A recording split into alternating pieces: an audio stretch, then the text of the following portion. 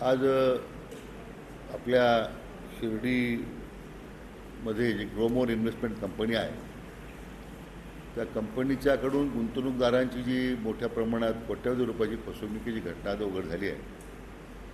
प्रामुख्यानं शिर्डी, राहता, अहिल्यानगर, नाशिक, धुळे, ठाणे, छत्रपती संभाजीनगर मोठ्या प्रमाणात नागरिक, शेतकरी, नोकरदार याच्यामध्ये त्यांची फसवणूक झाली आहे. त्यामध्ये शिर्डीमध्ये स्थायिक असणारे भूपेंद्र राजाराम साळवे व त्यांच्या सहकार्यांनी ही ग्रोमोर इन्व्हेस्टमेंट कंपनी काढली आणि जेवढी तुम्ही गुंतवणूक करताय त्याच्यात 35% परतावा देतो वगैरे अशा बऱ्याच गोष्टी आता मला काही लोक सांगतात. प्राथमिक अंदाज असा आहे की 3 ते 4 हजार लोक त्याच्यामध्ये त्यांची फसवणूक झाली आणि 350-400 कोटी रुपये त्याच्यामध्ये लोकांचे आता अडकलेले आहेत असा प्राथमिक अंदाज आहे. आश्चर्य बाब की संस्थांचे कर्मचारी, आमच्या शिर्डी संस्थांचे कर्मचारी त्याच्यामध्ये मोठ्या प्रमाणात अडकले गेले. त्यांनी त्याच्यात गुंतवणूक केली कारण आज साळवेंचे वडील संस्थांमध्ये कर्मचारी होते आणि माझी प्राथमिक माहिती अशी की जवळ 6-7 कर्मचारी थेट या प्रक्रियेत सामील होते. आता स्थानिक लोकांच्याकडून पैसे घेणं एक भाग झाला, परंतु त्याबरोबर साई भक्तांकडून सुद्धा काही रकमा गोळा केल्या का हा सुद्धा एक आता चौकशीचा मुद्दा आहे. तर म्हणजे या कंपनीची मुळात तुम्ही माहिती घेत असताना जी गुंतवणूक करणारी कंपनी इथं रजिस्ट्रेड ऑफिस आहे नाशिकला दाखवलेलं आहे आणि हे महाशय ते आपल्या घरातून शिर्डीमध्ये कंपनी चालवायची. त्यात मला आश्चर्य वाटतं की लोक, सामान्य नागरिक अशा प्रक्रियेत बळी का पडतो. कारण आपल्या जिल्ह्यामध्ये यापूर्वीसुद्धा जी माहिती माझ्याकडे आहे त्यामध्ये श्रीगोंदा, पारनेर, सुपा, शेवगावमध्ये तर ती कोणती ॲसिटिक कंपनी नावाची कंपनी होती, ॲसिटिक. तर त्यांचा जो आरोपी आहे त्याला आता मान्य उच्च न्यायालयाने सुद्धा जामीन नाकारल्याची माहिती आता माझ्या राहिली आहे. त्याचबरोबर नवनाथ अवताडे आणि त्यांच्या टोळीने सीस्पेड, ट्रेंडन्स इन्व्हेस्टमेंट, मास्टर सिनर्स अशा बऱ्याच कंपन्या काढल्या. मला आश्चर्य वाटतं की एवढ्या सातत्यानं ज्या पॉन्जी स्कीम्स करून ज्या पद्धतीने सामान्य लोकांची फसवणूक होते, माध्यमं अनेक वेळा दाखवत आहेत, तरी सामान्य नागरिक अशा बोगस योजनेला का बळी पडतो हे काही समजत नाही. आज याच्यामध्ये जे काही 7 लोक गुन्हे दाखल झाले, अजूनही त्या बाबतीमध्ये आम्ही माहिती घेतोय.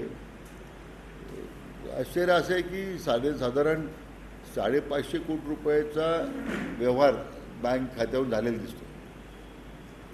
त्यापैकी 450 कोटी रुपये त्यांनी लोकांना परत केले ते बँक खात्यात दिसतात. आता त्यांनी फक्त परतावा दिला, बोगस खाते ओपन केलेत, त्या खाते ऑपरेशनल खरंच जेन्युइन आहेत का हा चौकशीचा भाग आहे. परंतु मोठ्या प्रमाणामध्ये शिर्डी आणि राहता परिसरातील गुंतवणूकदार आहेत. परंतु मी आता पोलिसांना सातत्यानं या विषयाची चौकशी अधिक गतीने करावाची सूचना देत असताना आत्तापर्यंत फक्त मला वाटतं 25 लोक पुढे आलेली आहे तक्रार द्यायला. साधारण त्याची किंमत मला वाटतं 4.5 कोटी रुपये आहे. म्हणजे शेवटी जी तक्रार देण्यासाठी ज्या करता आमच्या ठेवीदारांनी किंवा गुंतवणूकदारांनी पुढे यायला पाहिजे तसे होताना दिसत नाही. कारण भीती असेल आपलं नाव पुढे येईल, गुंतवणूक पुढे केली, किती पैसे आलेत, पुढून आणलेत. परंतु आता हा आर्थिक गुन्हे शाखेकडे आता तपास गेलेला आहे, तो देण्यात आलेला आहे आणि मला वाटतं सगळ्या फ्रंटवर आपण त्या संदर्भात आता माहिती घेतो आहे की कुठल्या परिस्थितीमध्ये त्याचे आता बँक अकाउंट्स, त्याचे जे मोबाईल रेकॉर्ड्स, त्याच्या नातेवाईकांचे रेकॉर्ड्स, कॉल रेकॉर्ड्स, त्या मागच्या वर्षभरामध्ये त्यांचे कोणाचे संपर्क होते फोनवर, त्या सगळीच माहिती आता हळूहळू पुढे येते. कुठल्या परिस्थितीमध्ये या ग्रोमर इन्व्हेस्टमेंटच्या कंपनीमध्ये गुंतवणूकदारांची जी गुंतवणूक केलेली आहे त्यांना त्यांचा निधी त्यांना त्यांची गुंतवणूक परत मिळाली पाहिजे या दृष्टीने आपण आपल्या पद्धतीने कारवाई करतोच आहे. पण माझी या निमित्तानं जे ठेवीदार गुंतवणूकदार आहेत त्यांना विनंती आहे की आपणही त्यांचं नाव गोपनीय ठेवण्यात येईल. तरी जर स्थानिक गुन्हे अन्वेषण शाखेच्या अधिकाऱ्यांना जर गुंतवणूक जर काही माहिती द्यायची जर दिली तर आणखीन तपास करण्यामध्ये मदत होईल. आता जर गुंतवणूकदारच पुढे येत नाही तर एक मोठं तसं अडचण आहे. कारण बऱ्याच वेळा त्यांना पोलिसाची भीती वाटत असेल. तर मला वाटतं त्यांना नम्रपणे सांगायचं आहे की त्यांनी चिंता करण्याचं कारण नाही. इथे आपल्या विशेष करून त्यांनी त्यांचं नाव मला वाटतं जाहीर न करण्याच्या याच्यावर हमीवर त्यांनी जर पोलीस विभागाला या संपूर्ण प्रक्रियेत आणखी जर माहिती देऊन सहकार्य केलं तर तपासाला आणखीन चांगली गती देता येईल. मात्र आम्ही त्या विषयामध्ये फार गंभीर आहोत. कुठल्या परिस्थितीमध्ये ज्यांनी ही गुंतवणूक केली त्या गुंतवणूकदारांना ठीक आहे चुकीचा बरोबर हा नंतरचा मुद्दा आहे. पण गुंतवणूकदाराला त्याची रक्कम परत मिळाली पाहिजे या दृष्टीने सगळ्या विभागाला त्या पद्धतीच्या पोलीस अधिकाऱ्यांना चौकशी अधिकाऱ्यांना त्या ठिकाणी सूचना दिलेल्या आहेत. महसूल विभागाला सुद्धा या व्यवहाराच्या या पैशातून त्यांनी काही जमिनीचे काही खरेदी विक्री व्यवहार केले असतील तर ते सुद्धा काही इमोबल ॲसेट्स तयार केले असतील प्रॉपर्टीज केल्या असतील तर ते त्याला विकता येणार नाही. तर तशा प्रकारची विक्री व्यवहार करू नये अशा सूचना महसूल विभागाच्या मार्फत संबंधित यंत्रणा दिलेल्या आहेत. 4 कर्मचारी निलंबित झाले, 7 लोकांना गुन्हा दाखल झाला आहे. आता म्हणून त्या जे कर्मचारी निलंबित झाले त्यांचेसुद्धा आम्ही कॉल रेकॉर्ड्सवर माहिती घेतो ना. त्यांनी सातत्याने कोणाशी चर्चा बोलत होते, काय बोलत होते, गुंतवणूक करण्यासाठी त्यांनी लोकांना जे प्रलोभन दाखवलं आहे.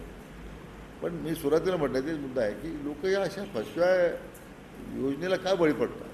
आता म्हणजे इलेक्ट्रॉनिक मीडिया असेल, प्रिंट मीडिया असेल यांनी सातत्यानं अशा वेगवेगळ्या पातळीवर अशी जी घटना घडलेल्या आहेत आणि लोक पाहतात, त्या लोक वाचतात, तरी अशा पॉन्जी स्कीम्स येतात. आम्ही इतका परतावा देऊ, 50% देऊ, 30% देऊ. आता त्याचं आश्चर्य वाटतं की लोक अशा योजनेला का बळी पडतात.